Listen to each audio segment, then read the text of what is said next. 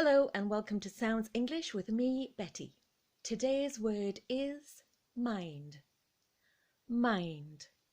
To mind. It means to care about the outcome of a decision. Pronunciation.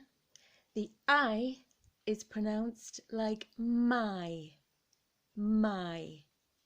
And the ND is nd. Make sure you say the D. So it's one sound, a long vowel, mind, mind, to mind. For example, it is mostly used when asked a question with options. So, would you like tea or coffee?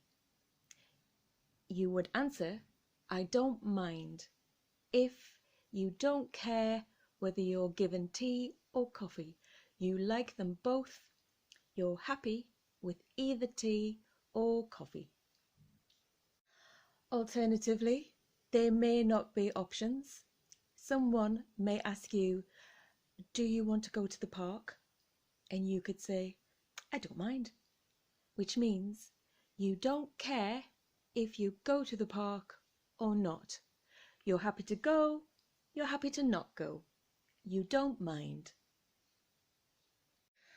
Alternatively, somebody else might say, do you mind if I eat the last cake? And you could say, actually, yes, I do mind. I want the last cake. Please note, many English words have many different meanings depending on the context.